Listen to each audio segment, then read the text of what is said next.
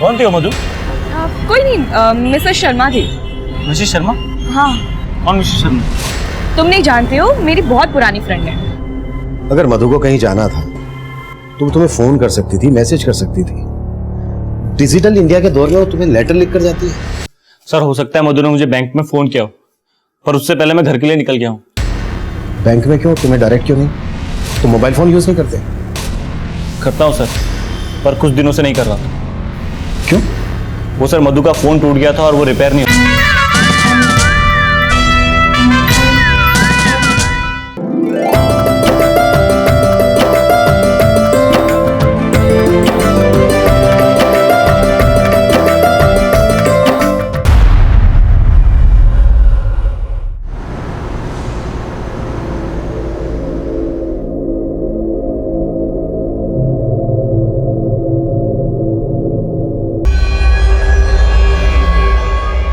मधु नहीं छोड़ो। प्लीज देखो ऐसा मत करो, आज मत उठो प्लीज। मधु आज हमारी एनिवर्सरी है, तुम्हें पता है ना हमने क्या क्या प्लान किया था। प्लीज। घड़ी देख रहे हो? 25 मिनट में एनिवर्सरी खत्म होने वाली है, उसके बाद फिर वही जिंदगी, सुबह शाम अकेलापन और फिर रात भर इंतजार और फिर तुम्हारी वही घिसी पिटी सॉरी। तो क्या करूं? नौकरी छोड़ दूं? तुम्हें जो करना है वो करो, मुझे फर्क नहीं पड़ता है। मेरी जिंदगी ना शादी से पहले ही अच्छी थी। तुम कहना क्या चाहती हो कि तुमने मुझसे शादी करके गलती कर दी? गलती की है इसलिए तो झेल रही हो तुम्हें। झेल रही हूँ मतलब? इस घर का रेंट, हमारी फ्यूचर सेविंग, हमारे जो खर्चे हैं, इन सबको मेंटेन रखने के लिए मेहनत करता हूँ मैं। तुम्हें क्या लग रहा है मैं बाहर जाकर टाइम पास कर रहा हूँ? मुझे क्या पता। हाँ, मुझे सिर्फ इतना पता है कि ऐसे घुटने के लिए मैं अपने पेरेंट्स को छोड़ के तुम्हारे पास नहीं आई थी। और जो मैंने तुम्हारी वजह से अपने पेरेंट्स को छोड़ा है वो नहीं दिख रहा तुम्हें? सब दिख रहा है मुझे। तुम भी अपने घर वालों की तरह ना सेल्फिश हो। मधु! नमस्कार, मैं senior inspector Abhimanyu Jindal crime petrol Dastak के आज के इस एपिसोड में आप सभी का स्वागत करता हूं। आज का हमारा ये एपिसोड एक शादीशुदा जोड़े के बारे में। शुभम और मधु आम शादीशुदा जोड़े की ही तरह इनमें भी नोकझोंक होती थी, मनमुटाव होते थे। लेकिन जब मनमुटाव और नोकझोंक की आवाज तेज होने लगे और आवृत्ति फ्रीक्वेंसी बढ़ने लग जाए तो समझ लेना चाहिए कि एक दस्तक है। ना सिर्फ इस बात की कि रिश्तों में दरार आ सकती है, बल्कि इस बात की भी कि इन दरारों में कोई बाहर वाला साजिश की सेंध लगा सकता है। आज का हमारा ये केस भी कुछ इसी तरह का है और इस केस को आपके सामने रखने का हमारा मकसद ये है कि आप ऐसी कोई दस्तक अनसुनी ना करें जो दस्तक इस केस में अनसुनी की गई।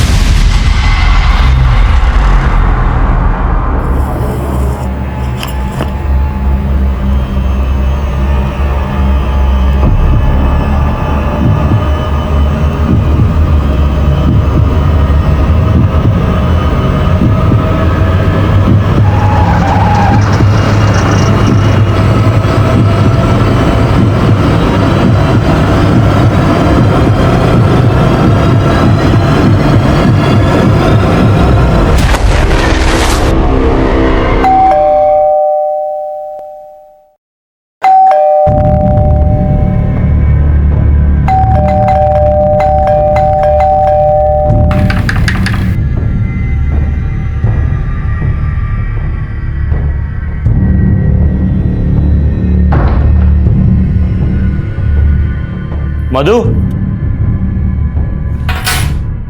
मधु!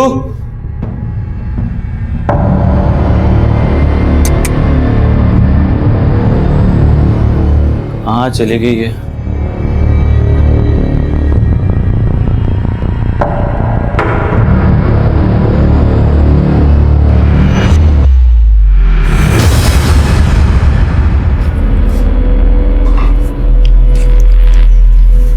शुभम, मैंने तुम्हारी प्रॉब्लम का एक परमानेंट सॉल्यूशन निकाल लिया है। मैं अपनी फ्रेंड मिसेस शर्मा के यहाँ जा रही हूँ। अब कोई रोक टोक करने वाला नहीं है तुम्हारी जिंदगी में। Good bye.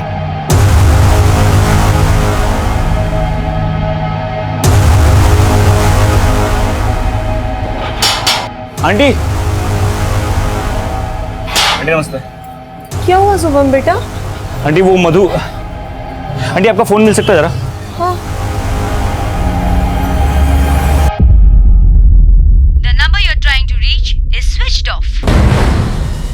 क्या बात है शुभम बेटा, क्या हुआ?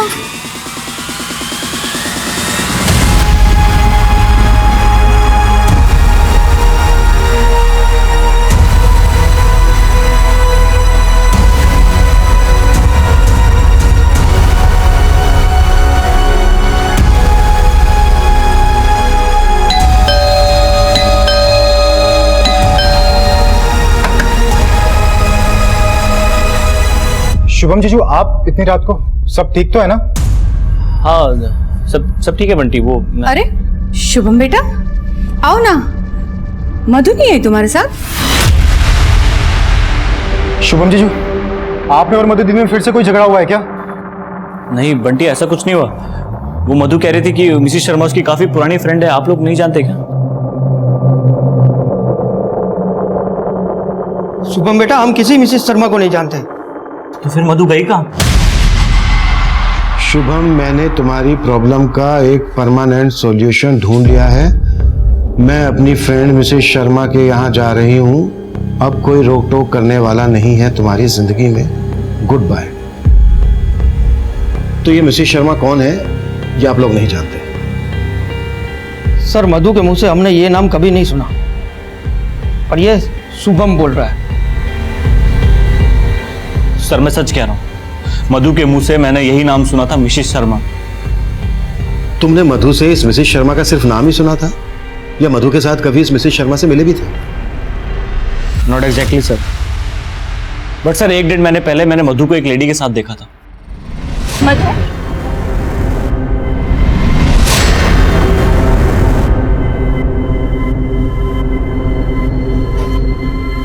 कौन थी वो मधु? कोई नहीं, मिसेस शर्मा थी। मिसेस शर्मा? हाँ। कौन मिसेस शर्मा? तुम नहीं जानते हो, मेरी बहुत पुरानी फ्रेंड है। अगर मधु को कहीं जाना था तो तुम्हें फोन कर सकती थी, मैसेज कर सकती थी। डिजिटल इंडिया के दौर में वो तुम्हें लेटर लिख कर जाती है। सर हो सकता है मधु ने मुझे बैंक में फोन किया हो, पर उससे पहले मैं घर के लिए निकल गया हूँ। बैंक में क्यों? तुम्हें डायरेक्ट क्यों नहीं? तुम मोबाइल फोन यूज नहीं करते? करता हूँ सर, पर कुछ दिनों से नहीं कर रहा था। क्यों? वो सर मधु का फोन टूट गया था और वो रिपेयर नहीं हो रहा था। मधु तुम्हारा फोन रिपेयर नहीं हो पाएगा, मैंने ऑनलाइन ऑर्डर कर दिया, कुछ दिन में आ जाएगा। तब तक मैं क्या करूंगी शुभम? बाप रे, माहौल तो बहुत गर्म है। देखो, मजाक मत करो। अच्छा कोई मजाक नहीं, तुम ऑलरेडी मेरा फोन यूज कर रही हो ना, तो उसे यूज करो। और अगर आपको लगे कि आपको मुझसे कोई बहुत जरूरी बात करनी है तो ऑफिस में कॉल कर लेना। सर मुझे बहुत फिक्र हो रही है, क्योंकि मधु अकेले नहीं, अपने साथ अपने सारे गहने लेकर गई है। ऊपर से उसका फोन बंद हो रहा है, लेटर। सर मुझे तो कुछ गड़बड़ लग रही है। शुभम, तुम्हारे और तुम्हारी पत्नी मधु के बीच रिश्ता कुछ ठीक से नहीं चल रहा है, राइट? सर लड़ाइयाँ तो मियाँ बीवी के बीच होती है, मगर सर ऐसा कुछ नहीं हुआ कि मधु मुझे छोड़ के चले जाए। लेकिन ये लेटर तो कुछ और ही इशारा कर रहा है। ऊपर से मिसेस शर्मा नाम का एक किरदार। अगर मिसेस शर्मा वाकई में कोई है तो डोंट वरी, हम ढूंढ लेंगे। सर आपको लगता है मैं झूठ बोल रहा हूँ? सर मिसेस शर्मा है, आप लोग तो कॉल रिकॉर्ड से पता लगा लेते हो ना सर, तो चेक कीजिए, शायद आपको मिसेस शर्मा का नंबर मिल जाए।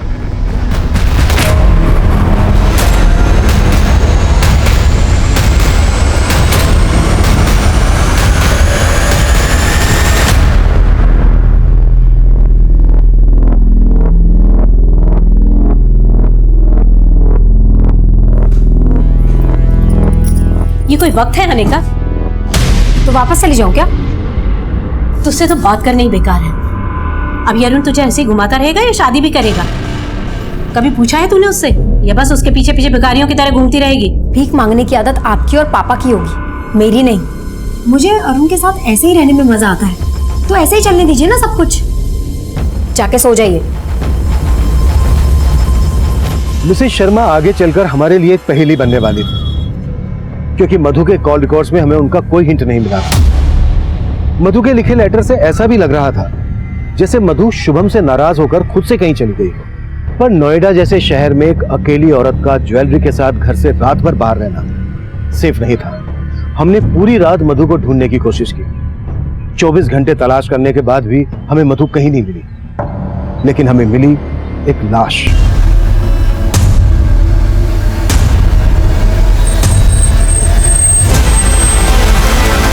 पीछे हटिए पांडे, पीछे हटाओ सबको। चलो पांडे, देखो आसपास कुछ मिलता है क्या? गीता हटो, बॉडी बाहर निकालो।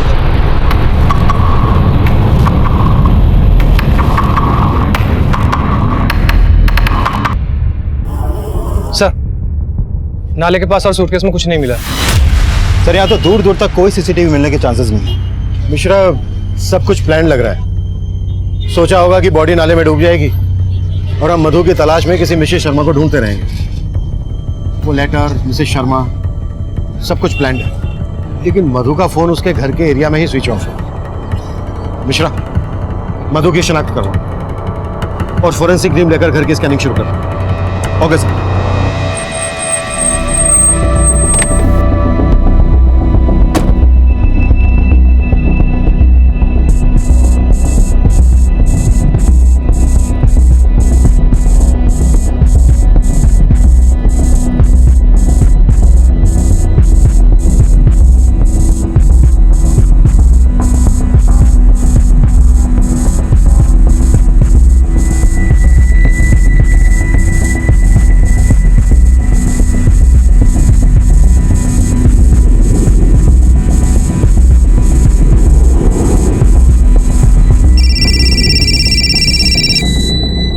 सर, शुभम के घर से ऐसा कोई क्लू नहीं मिला है जिससे साफ हो कि मधु का मर्डर उसी के घर में हुआ था। शुभम के घर वालों की कुंडलियां निकालो और पिछले दिनों की शुभम की एक्टिविटीज भी पता करो। Okay sir. सर, एक स्त्री वाले का कहना है जिस रात मधु का मर्डर हुआ उस शाम उससे मिलने एक औरत आई थी।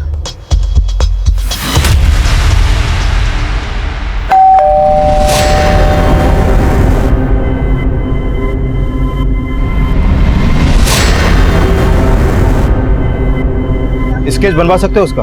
हुलिया वगैरह कुछ याद है? सब शक्ल ठीक से याद नहीं, लेकिन देखो मैं तो पहचान जाऊंगा। उस शाम मधु से जो औरत मिलने आई थी, क्या वही मिसेस शर्मा थी? तुमने सोसाइटी का सीसीटीवी चेक किया? सर, सोसाइटी में तो सीसीटीवी कैमरे है ही नहीं।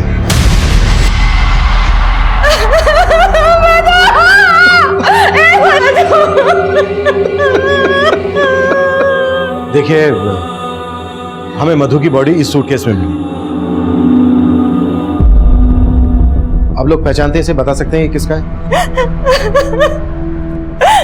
ये तो हमारी बेटी मधु का है सर। जब इसे विदा किया था तो वो उसे साथ ले गई थी। अब इसे मैं उसकी लाश तेरे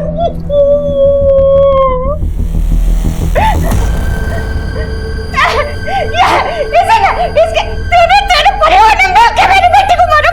अब शिवा,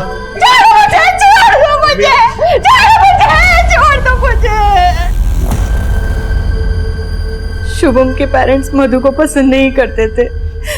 वो लोग उस पर दहेज के लिए दबाव डाल रहे थे। दहेज के लिए? मधु और शुभम की तो लव मैरिज हुई थी ना? हाँ सर। लेकिन शुभम की बड़ी बहन महिमा की शादी नहीं हो रही थी। लड़के वाले दहेज मांग रहे थे और इसीलिए वो लोग मधु पे दहेज के लिए दबाव डाल रहे थे।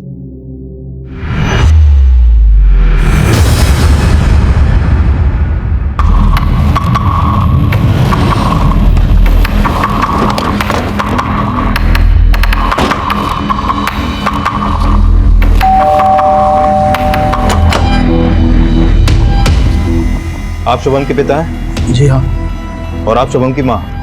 जी। आप दोनों को हमारे साथ थाने चलना होगा।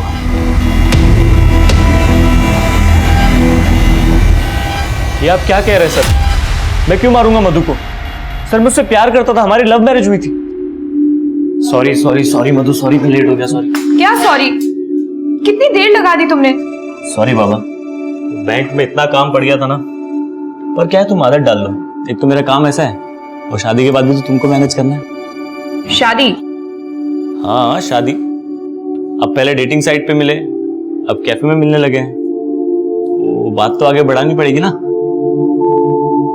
शादी करोगे मुझसे? मधु क्यों मना करती? उसने और उसके माँ बाप ने तो कभी सोचा भी नहीं था कि उन्हें इतना अच्छा लड़का मिलेगा इंटरनेट से, वो भी बिना दहेज के। और यही बात आपको चुभ रही थी, इसलिए दहेज का दबाव डालना शुरू कर दिया आप लोगों ने मधु के माँ बाप पर, है ना? सर, हम कोई दबाव नहीं डाल रहे थे। हम तो सिर्फ संबंधी होने के नाते हमने उनसे 2 लाख रुपयों की मदद मांगी थी, बस। 2 लाख? मधु बेटा, महिमा की जिंदगी का सवाल है। तू अपने मायके से 2 लाख रुपए की बात करेगी ना? बड़ी बहन कुंवारी बैठी रहे, ऐसा अच्छा लगता है क्या भला? सर, मदद तो बहुत दूर की बात। मधु के परिवार वालों ने तो मधु को ऐसी पट्टी पढ़ाई कि उसने तो हमारा घर ही तोड़ दिया। वो तो हमारे बेटे को ही लेकर चली गई। सर 2 लाख की डिमांड ना पूरी करने की वजह से मेरे पेरेंट्स उखड़े हुए रहने लगे थे मधु से। मधु देखो, माँ की बात का बुरा नहीं मानते। महिमा दी की शादी टूटी अभी अभी, इसीलिए शायद गुस्सा है बस। लेकिन मैं डिप्रेस हो रही हूँ शुभम। अब ये रोज रोज के ताने मुझसे नहीं सुने जाते हैं। तुम तो ऑफिस चले जाते हो और फिर बर्दाश्त मुझे करना पड़ता है। सर मैंने शुभम की फैमिली के हर मेंबर के कॉल रिकॉर्ड्स निकलवाने के लिए बोल दिए। वैसे सर शुभम की तरह उसकी फैमिली भी कहानी बनाने में एक्सपर्ट लगती है। इस कहानी का दी एंड हम देखेंगे। सबके कुलियां निकलवाओ और सबके हैंड राइटिंग सैंपल भी कलेक्ट करो। Okay sir. चलिए लिखिए इसमें जो मैं कह रहा हूं, लिखिए।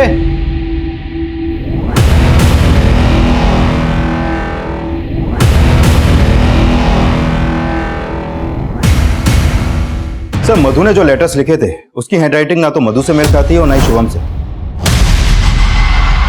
और ना ही शुभम के माँ बाप से। मैंने कहा था ना मिश्रा, ये सब कुछ प्लान के तहत हुआ है। वैसे मिश्रा तुम्हारी हैंडराइटिंग कैसी है? मेरे को समझा नहीं सर। रिलैक्स, मजाक कर रहा हूं।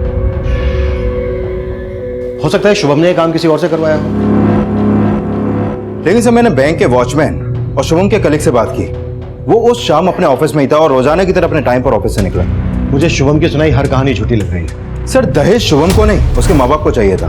तो हो सकता है ये कांड उसके माँ बाप ने किसी के थ्रू करवाया, या ये भी हो सकता है कि शुभम और उसके माँ बाप इन सब ने मिलकर यह कांड किया हो।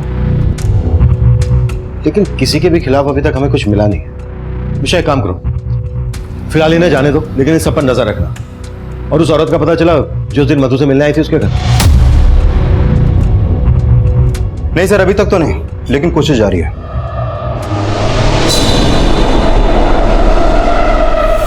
पुलिस तो हमारे पीछे ही पड़ी हुई है। कभी सोचा ना था कि इस उम्र में ये जिल्लत सहनी पड़ेगी, वो भी तुम्हारी पत्नी की वजह से। पापा वो नहीं रही, अब तो उसे कोसना बंद करो। अरे वो तो छोड़ गई, लेकिन जाते आते तो हमें अक्सर फंसा के गई ना। पता नहीं कौन सा पाप किया था जो ऐसी बहू मिली।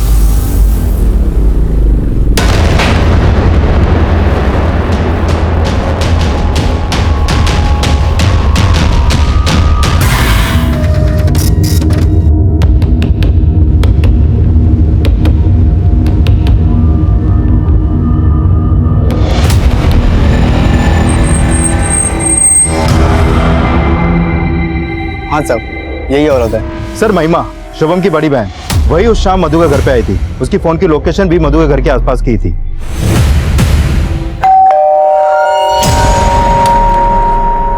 अरे महिमा दी, आज मेरी याद कैसे आ गई? बस तेरी याद आई तो मिलने आ गई। आइए अंदर आइए। हाँ याद आ गई? अच्छा, बड़ी अटपटी फैमिली है। बेटा किसी मिसेस शर्मा की बीन बजा रहा है और माँ बाप अपनी बेटी की शादी टूटने के कारण अपनी बहू और बेटे से बात करना बंद कर देते हैं। और बेटी को अचानक अपनी भाभी पर प्यार आ जाता है और वो उससे मिलने जाती है, वो भी उसी दिन जिस दिन उसकी भाभी का मर्डर होता है। मुझे पता था कि आप लोग मुझ पर ही शक करेंगे। अब अपनी भाभी के घर जाना कुछ गलत है क्या? नहीं, बिल्कुल नहीं। लेकिन भाभी के मर्डर हो जाने के बाद इस बात को छुपाना गलत है। मैंने कुछ नहीं छुपाया आपसे।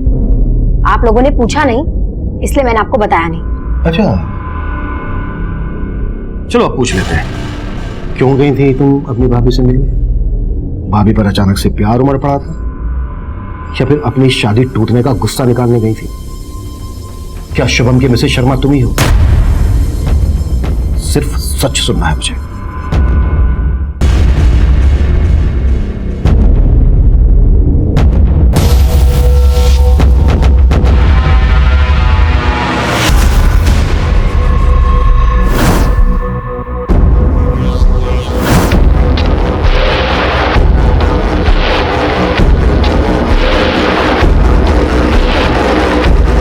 शर्मा, मिसेस शर्मा, कहाँ थे आप इतने दिनों से? आपको इतने दिनों से ढूंढ रहा हूँ मैं। आपको कोई गलत नहीं भाई साहब, मैं कोई मिसेस शर्मा नहीं हूँ। देखो ज्यादा बनो मत, मधु तुम्हारे घर गई थी ना, मैं जानता हूँ सब। अब तुमने ही मारा मेरी मधु को। ये साड़ी मधु की है, मैं जानता हूँ। साड़ी छोड़ो, ये क्या कर रहे हो भाई साहब? देखिए भाई साहब मेरी बात सुनो, भाई साहब मेरी बात सुनो, भाई साहब। अरे भाई साहब मेरी बात सुनो, वो मेरी बीवी को मार के गई है। भाई साहब रुको रुको रुको, कहाँ गई? कहाँ गई वो?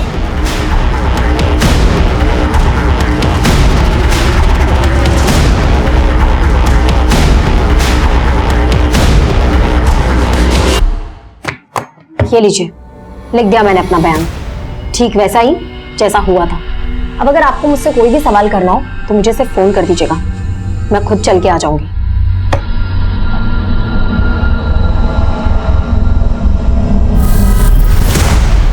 अगर तो भरी पड़ी है मैडम, शायद गुस्सा भी इसी तरह से भरा पड़ा हो। बड़ी बहन होने के बावजूद छोटे भाई की शादी पहले हो गई और उसकी वाइफ दहेज लेकर भी नहीं आई, जो मैडम की शादी में काम आ सकता था, जिसकी वजह से मैडम की शादी टूट गई। नजर रखो इस पर। Okay sir. Sir sir sir वो मिसेस शर्मा मिल गई सर। मिसेस शर्मा? हाँ सर। सर उसने मधु की साड़ी पहनी हुई थी जो मैंने उसे गिफ्ट की थी। मधु की साड़ी? जी सर। सर वो मुझे मार्केट में दिखी, मैंने उसे पकड़ने की कोशिश की तो चालाकी से भाग के निकल गई, लेकिन सर मैंने उसका पता लगा लिया।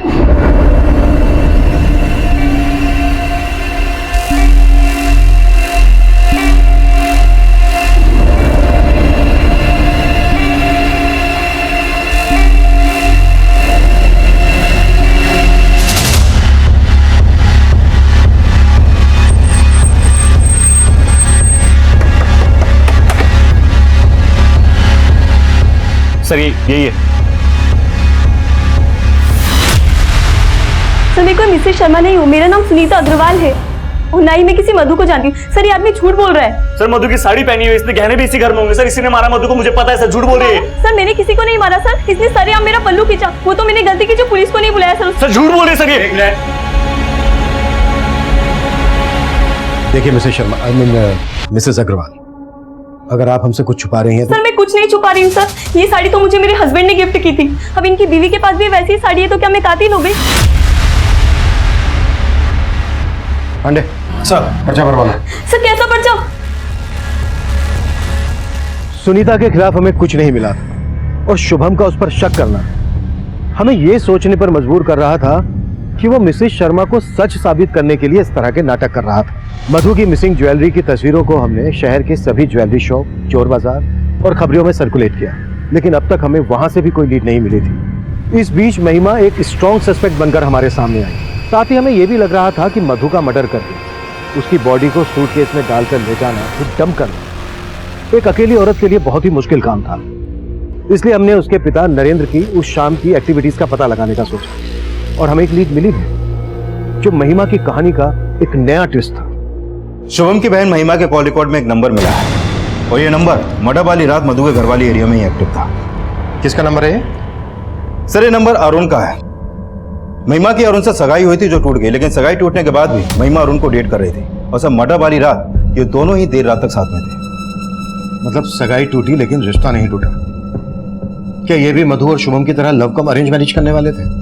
सर लड़का तो महिमा के पेरेंट्स ने ही ढूंढा था, सगाई टूट गई लेकिन दोनों की जोड़ी नहीं टूटी। कहीं ऐसा तो नहीं है कि इसी जोड़ी ने शुभम और मधु की जोड़ी को तोड़ा हो? अरुण देख, तू मेरे साथ था, ये पुलिस को पता चल सकता है, बात भी बढ़ सकती है। तुझे मैंने बोला था ना कि वहां लेके मत जा मुझे, अब फंसा दी ना तूने मुझे। फंस तो मैं गई हूँ तेरे माँ बाप के लालच के चक्कर में। अगर बिना दहेज के शादी कर लेता तो ये सब नौबत ही नहीं आती थी ना। अब तू मेरे माँ बाप को जानती है कि दहेज उन्हें उनका हक लगता है। सुन, एक कॉल आ रहा है, मैं बाद में बात करता हूँ। हेलो, अरुण बोल रहा है। जी आप कौन? सर मैं मानता हूँ महिमा के साथ उस दिन मैं वहां पे गया था, लेकिन घर में नहीं गया था। तो तू बोल रहा है कि मधु का मर्डर महिमा ने किया? तूने बस मधु की बॉडी को डंप करने में महिमा की हेल्प की? नहीं सर। तेरी तो सगाई टूट गई थी ना महिमा से, फिर भी तू उसके साथ? सर माना हमारी सगाई टूट गई है, लेकिन मैं उससे प्यार करता हूँ। तू उस दिन देर रात तक महिमा के साथ था, मधु की वजह से तुम दोनों की सगाई टूटी। तुम दोनों उस दिन मधु से बदला लेने गए थे ना इस बात का? सर मैं मानता हूँ महिमा के साथ देर रात तक था वहां पे, लेकिन ना महिमा ने कुछ किया ना मैंने। अगर कुछ नहीं किया है तो फिर अचानक से महिमा को अपनी भाभी से मिलने की क्यों सोची? सर वो मुझे नहीं मालूम। लाइट में देख जरा, ऊपर देख, और थोड़ा सा। सर वो महिमा मेरे पेरेंट्स के दहेज का जुगाड़ करने के लिए अपने भाभी से गहने मांगने गई थी, और हमारा प्लान था कि एक बार शादी हो जाए तो मधु भाभी को उनके गहने लौटा देंगे और मैं अपने पेरेंट्स को बोल दूंगा कि गहने कहीं खो गए। गुड, एक तमाचे से एकदम तोता बन गया तो। अब ये बोल गहने कहाँ है? सर वो गहने तो महिमा को उन्होंने दिए ही नहीं। अरुण चलो यहाँ से। मानी तेरी भाभी? अरे उन्होंने तो कसम खा रखी है ना मानने की। चलो यहाँ से जाते हैं। मतलब मधु ने महिमा को अपने गहने देने से मना कर दिया तो महिमा को गुस्सा आया और वो मधु का मर्डर करके ही घर से बाहर आई। सर मुझे नहीं मालूम कि महिमा और भाभी के बीच क्या हुआ था, लेकिन महिमा रात 12 बजे तक मेरे साथ थी। मिश्रा, ये भी कहानी बनाने में एक्सपर्ट है। राइट देख जरा। नहीं सर, और मत मार सर, मैं जो बोल रहा हूँ सच बोल रहा हूँ, मैं कहानी नहीं बना रहा सर। सर जो सच था मैंने आपको बता दिया। सर प्लीज सर छोड़ दो सर, जाने दो सर। ठीक है जा, लेकिन शहर छोड़कर तो कहीं नहीं जाएगा, और अगर तेरी एक भी बात छोड़ निकली तो तेरा मंडप सीधा जेल में सजेगा। पांडे सर, पर्चा भरवा लो इससे।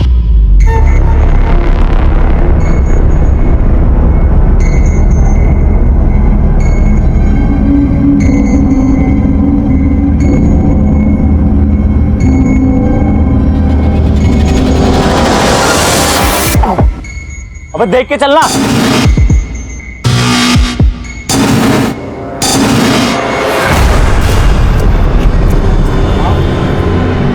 क्या हो भाई?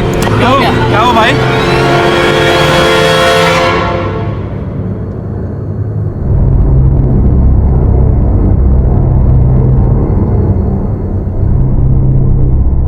सर आप लोग बेकार में हम पर और हमारे बेटे पर शक कर रहे हैं। अगर आपने अपना ध्यान हम पर से हटाया होता तो शुभम की जान खतरे में नहीं होती। डॉक्टर साहब, शुभम की हालत कैसी है अभी? सही वक्त पे ट्रीटमेंट देने की वजह से जान बच गई। किसी ने जहर का इंजेक्शन दिया था उन्हें। जहर? जी, वो तो अच्छा हुआ टाइम पे आ गए, वरना जान भी जा सकती थी। डॉक्टर, किस टाइप का जहर इंजेक्ट किया गया शुभम को? अभी कुछ फिगर आउट करना मुश्किल है।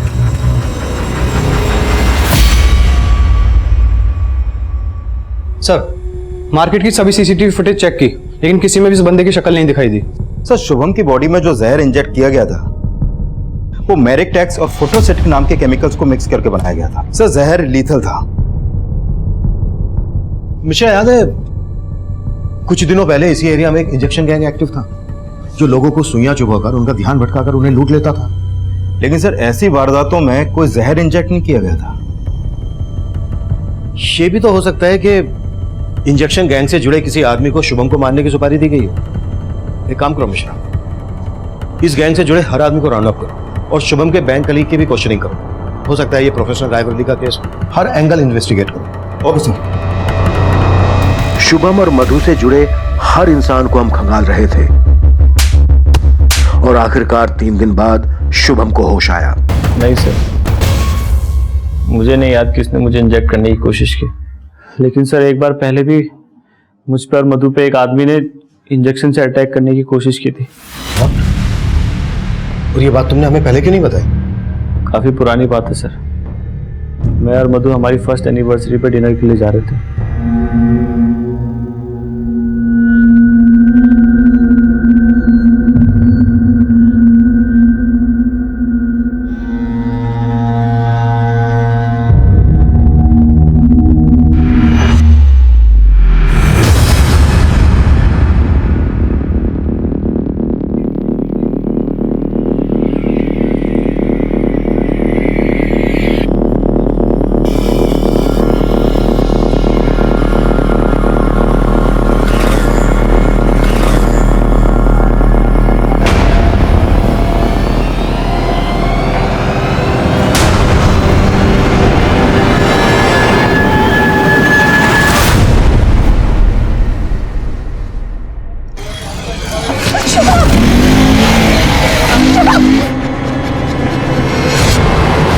हमारे पास कुछ तस्वीरें हैं, देखकर बताओ वो इनमें से कोई है क्या?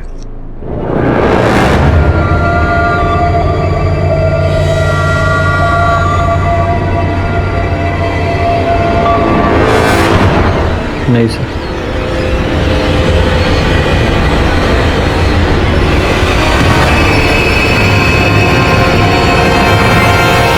यही आदमी है सर। जिस आदमी को शुभम ने आइडेंटिफाई किया था उसका नाम उस्मान था। उस्मान ने इंजेक्शन गैंग के साथ मिलकर कई लूट को अंजाम दिया था। उस्मान और उसका इंजेक्शन गैंग भीड़ में लोगों को इंजेक्शन चुभोकर उनका ध्यान भटकाकर उन्हें लूटने का काम करते थे। हमें शक था कि उस्मान को किसी ऐसे आदमी ने सुपारी दी थी जिसे केमिकल्स की अच्छी खासी जानकारी थी और जिसने इस खास किस्म के जहर का इजाद किया था। हमने फौरन उस्मान की तलाश में रेड अलर्ट जारी कर दिया और बहुत जल्द वो अरेस्ट भी हो गया। अरे डोज ज्यादा तो नहीं है इसमें? पता है, मैं पहले डॉक्टर बनना चाहता था लेकिन बन गया पुलिस वाला। पर इंजेक्शन लगाना मुझे बहुत पसंद है। साहब मैं मानता हूँ कि मैंने शुभम में जहर की सुई चुबाने की कोशिश की थी, लेकिन मेरा अटैक फेल हो गया साहब। लेकिन साहब कसम से इस बार मैंने कुछ नहीं किया साहब, मैं सच बोल रहा हूँ साहब। देख, सब कुछ सच सच बोल, नहीं तो ये नहीं, हाथी का इंजेक्शन घुसेड़ूंगा तेरे अंदर। नहीं साहब, मैंने इस बार कुछ नहीं किया। हाँ, एक आदमी का फोन आया था, उसने मुझे बोला था शुभम को जहर की सुई चुबाने को। उसने मुझे 50,000 रुपये एडवांस भी देते साहब।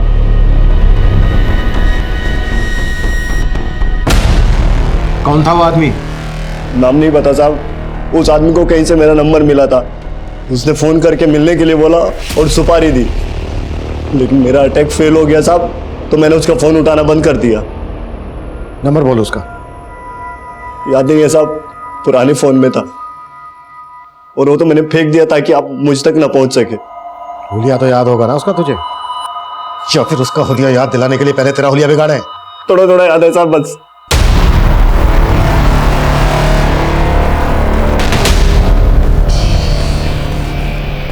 सर, जिस आदमी ने उस्मान को सुपारी दी थी वो आदमी ऐसा दिखता है सर। और ये मधु को नुकसान नहीं पहुंचाना चाहता था। कहीं ये मधु का आशिक तो नहीं था? शुभम, याद करने की कोशिश करो, हो सकता है तुमने ऐसे पहले कभी देखा हो। नहीं सर, ऐसा कोई आदमी याद नहीं मुझे। इसे पहचानते हो? हाँ सर, ये तो गणेश है सर। कौन गणेश? मधु दीदी के कॉलेज में पढ़ता था सर, और ये दीदी से शादी भी करना चाहता था। तुम्हारी हिम्मत कैसे हुई मधु का हाथ मांगने की? अपनी जात देखिए।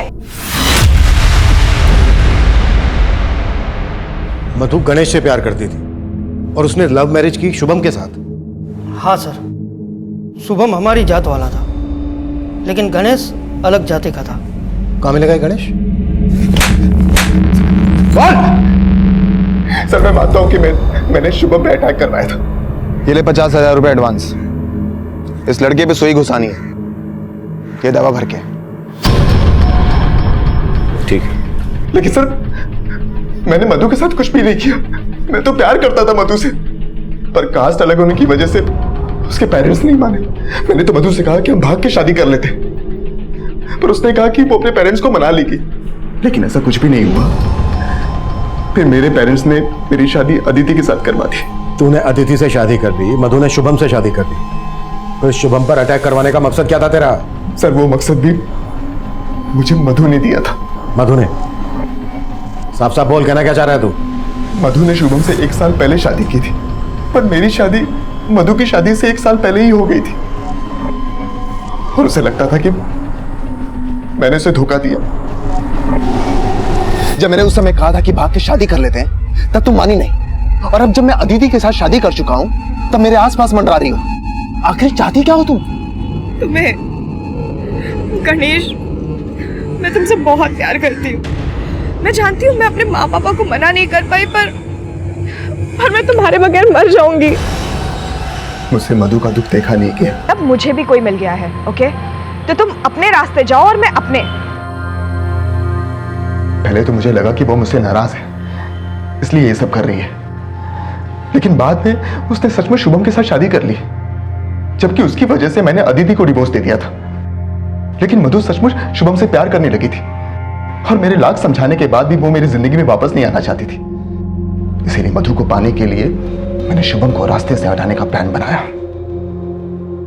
और मेरे एक वार्ड बॉय दोस्त प्रकाश ने मुझे उस जहर के बारे में बताया। आवश्यकता आविष्कार की जननी है, और जो तबाह करने की ठान ले वो फूलों को भी हथियार बना सकते हैं। जैसे तू मोहब्बत करके शायर बन गया, वैसे मैं हॉस्पिटल में नौकरी करते करते डॉक्टर बन गया। ये दो केमिकल एक सिरिंज में डालकर किसी की बॉडी में इंजेक्ट किया जाए तो 10 मिनट में खेल खत्म। फिर मैंने उस्मान को शुभम की सुपारी दी, पर शुभम बच गया, लेकिन मधु नहीं बची। बदला लेने के लिए तूने मधु को भी? नहीं सर, नहीं सर, मैंने मधु के साथ कुछ भी नहीं किया सर। वो शुभम आपको गुमराह करने की कोशिश कर रहा है सर। उसी ने मारा है मधु को, उसी ने मर्डर किया मधु का। हमने जहर देने वाले प्रकाश को भी अरेस्ट कर लिया था, लेकिन गणेश ने अपना एक ही जुर्म कबूला कि उसने शुभम पर अटैक करवाया था। मधु के मर्डर से वो साफ साफ इनकार कर रहा था। इस केस में अभी कई राज खुलने बाकी थे, हमसे कहीं तो चूक हो रही थी। सर, मधु को मारने का महिमा का मोटिव भी स्ट्रांग है। महिमा की अरुण से सगाई टूट गई क्योंकि मधु अपने घर से दहेज नहीं ला पाई, और मधु को मिलने वाली आखिरी शख्स भी महिमा ही थी सर। लेकिन महिमा के खिलाफ हमें कुछ नहीं मिला। मिश्रा, एक आदमी हमसे और छुप रहा है। कौन? गणेश की एक्स वाइफ अदिति। गणेश ने मधु की वजह से अदिति को छोड़ा, तो इस हिसाब से मधु अदिति की दुश्मन हुई। और वो कहते हैं ना, एक ठुकराई हुई औरत का वार काफी घातक होता है। बोलो सर, मुझे यहाँ पे क्यों बुलाया गया? क्योंकि तुमने अपने एक्स हस्बैंड की एक्स गर्लफ्रेंड का मर्डर किया, इसलिए। What? इतनी भोली मत बनो। तुम्हारे फोन की लोकेशन मधु के फोन की लोकेशन से मैच करती थी। तुम्हारा फोन मधु के घर के आसपास के एरिया में एक्टिव रहता था। मिलने जाती थी ना उससे? हाँ, मैं मानती हूँ कि मैं मधु से 1-2 बार मिली हूँ, लेकिन उसके मर्डर से मेरा कोई लेन देना नहीं है। लेना देना तो है, क्योंकि उसकी वजह से ही तुम्हारे एक्स हस्बैंड ने तुम्हें छोड़ा था। हाँ, उसकी वजह से गणेश ने मुझे छोड़ा, लेकिन मैंने नहीं मारा उसे। मिलने क्यों जाती थी मधु से? गणेश के अलावा जिंदगी में और भी कोई है। तुमने कितने को फांस रखा है? अदिति, देखो मैं तुम्हारा गुस्सा समझ सकती हूँ, पर अब गणेश से मेरा कोई वास्ता नहीं है। मैं शुभम के साथ बहुत खुश हूँ, और देखो वो आ रहा है। प्लीज तुम यहाँ से चली जाओ, प्लीज। यानी जिस मिसेस शर्मा की बात शुभम कर रहा था, वो मिसेस शर्मा तुम हो? कौन मिसेस शर्मा? मैं किसी मिसेस शर्मा को नहीं जानती हूँ, और शुभम के आने से पहले ही मैं वहां से चली गई थी। लेकिन फिर मैंने सोचा, जैसे उसने मेरा घर तोड़ा है, मैं भी उसका घर तोड़ दूं।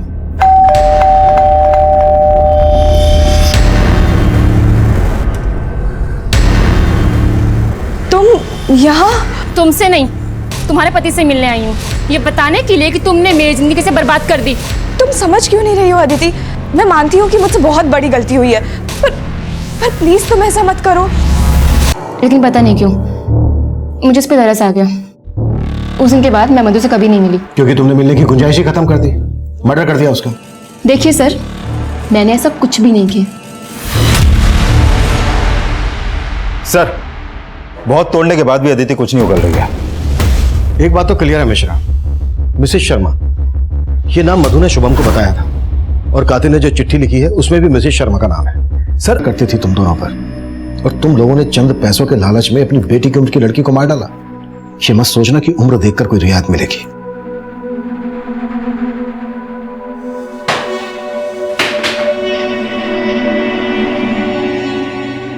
ऋचा और सुबोध इस वक्त न्यायिक हिरासत में।